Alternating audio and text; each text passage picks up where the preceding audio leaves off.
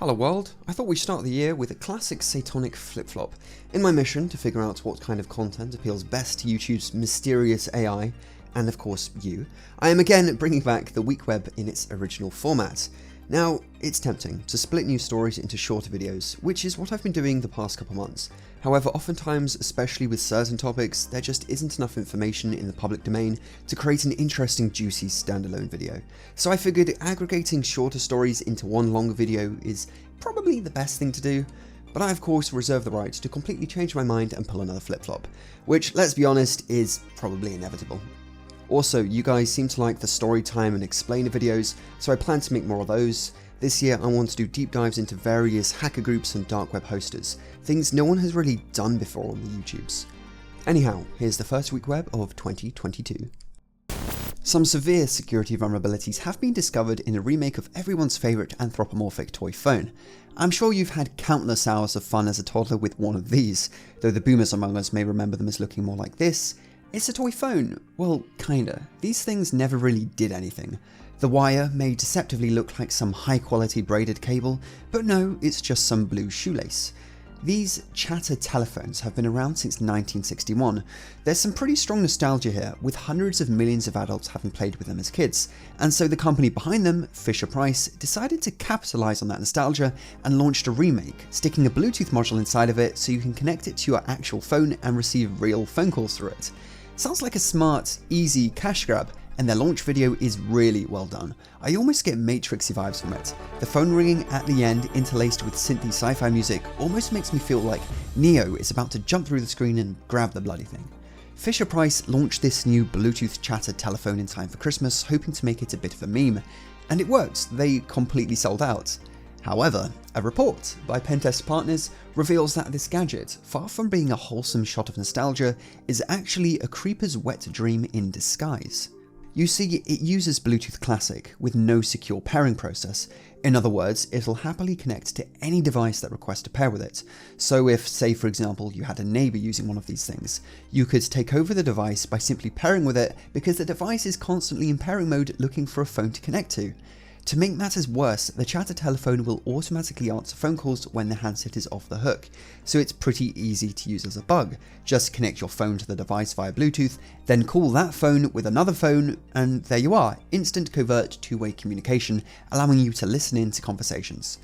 And realistically speaking, the novelty factor of having one of these things on your desk is going to wear off pretty damn quickly, so there's a good chance they're going to end up with children at some point, making these vulnerabilities a whole lot more creepy, because even if the handset is on the hook, a curious child is probably going to answer a ringing toy phone. China is not happy at all with Alibaba over Log4Shell, so much so that they've suspended Alibaba's cybersecurity partnership with the government for a whole 6 months. So Alibaba's cloud security team discovered the vulnerability in Log4j on November 24th and responsibly disclosed it to Apache, the organization which is responsible for developing Log4j. However, Alibaba's cloud security team neglected to report the exploit to, and this is a mouthful, China's Ministry of Industry and Information Technology's Cybersecurity Threat and Vulnerability Information Sharing Platform. You see, as per Chinese law, anyone who stumbles across a zero-day is obliged to report it to the relevant product provider immediately, in this case Apache, but also to the Chinese government within 2 days, which is something Alibaba did not do. So there's multiple ways to interpret exactly why China is pissed off about this, and I imagine it runs a bit deeper than general saltiness over the rules not being followed as per protocol. The official narrative is that by not reporting the exploit, Alibaba did not effectively support the Ministry of Industry and Information Technology to carry out cybersecurity threats and vulnerability management. In English, that means the Chinese government will themselves have been running a lot of vulnerable code which they will have wanted patched immediately instead of waiting for a public disclosure like everybody else. The other, more cynical interpretation is that by not disclosing this to the Chinese government, Alibaba was effectively denying the government a juicy exploit which could have been used by their state-backed hacker groups to do espionage. And given how widely Log4j is used, a lot of espionage was possible with Log4Shell. And they would have had 2 whole weeks to do it, as even after disclosing the exploit to Apache, a fix wasn't released until 2 weeks later. To put this theory into perspective, even though China learned of the vulnerability along with everybody else, Not wanting to miss out on the fun, Chinese state-backed hacker group Aquatic Panda has recently been utilising Log4Shell to attack academic institutions. So it's not a stretch of the imagination to say that had they known of their exploits before everyone else, that they would have arrived at the party much sooner, before companies and governments even had a chance to patch their systems. Whether Alibaba's slip-up here was mere incompetence or deliberate, we will never know. This next one really is nightmare fuel. Over the past few weeks, gamers using a certain Asus motherboard have discovered that it came with an undocumented incendiary feature. In other words, they have been quite literally catching fire. A bunch of reports started popping up on Reddit of people explaining how they built their dream gaming PC. Keep in mind the Asus Z690 Hero motherboard costs about $900. It's not cheap. People explained how they put their new PC together only for it to randomly burst into flames a few hours later. From the pictures of the damage I saw, in every case people got real lucky in that the damage only occurred in one small area of the motherboard, as opposed to literally burning houses down. What could have caused this? Well, it turns out that Asus soldered on this capacitor the wrong way around. The cap is meant to have the stripe on the right side, but during manufacturing it was accidentally rotated 180 degrees. Some components don't mind being soldered the wrong way around, resistors for example, but do it with certain components and the results can be explosive. In this case, it blew up the component itself and anything else connected to it, these two components to the right here being the collateral damage. As for how something so ridiculous like this could happen, it's possible that there was a mistake in a certain file that pick and place machines use to place components, the mistake being quite simply a wrong rotation value on the capacitor. Alternatively, the assembler may have somehow loaded the pick and place machine wrong, which is more likely given that only a single batch of these motherboards are affected. Asus thankfully acknowledged the problem, and they now have a tool where you can enter your serial number to see if you're affected, and if you are, then of course you can get a replacement. On the bright side, the undocumented incendiary feature doesn't seem to damage other components like RAM, CPU, or the graphics card.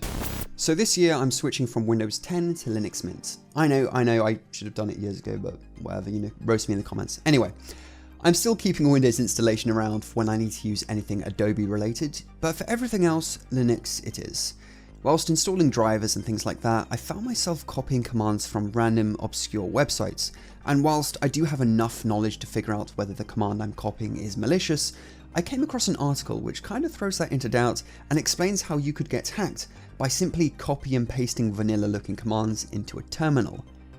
They have an example here, an innocent looking shell command, but all is not what it seems. If we copy and paste this into a terminal, instead of the command we expected, it'll download a malicious script and then run it.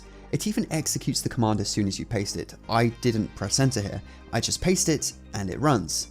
So this is just an example. The address is obviously incomplete, thankfully, so nothing really ran.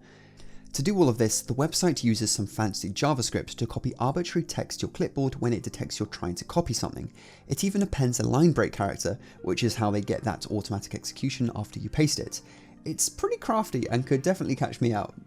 Certain news websites also use this method to try and stop you from stealing their content. For example, if you copy some random text from a Financial Times article, you'll get a copyright notice appended to the output. I thought this was a good PSA to put out there, and if you are dubious about a command, you can always stick a hash in before you go to paste it, which will reveal any hidden command without having it run. This video is sponsored by Linode, who are giving you $100 worth of free cloud computing. Linode is a totally customizable cloud hosting platform. Whether you're looking to quickly spin up a VPN, website, or host a Kubernetes cluster, Linode has you covered. If it runs on Linux, it'll run on Linode. Linode just announced availability of their NVMe block storage, the first alternative cloud provider to officially support this state-of-the-art hardware at no extra cost to their customers. Linode's philosophy is to focus on providing all the tools a developer really needs at competitive prices. Use the link in the description now to claim your free $100. That's all for this video, and you know the drill. Mutilate the like button, scrub and scribe, all that fun stuff. Follow me on the Instagrams for behind the scenes content, sources are linked in the description, and I'll see you in the next video. Have a good one.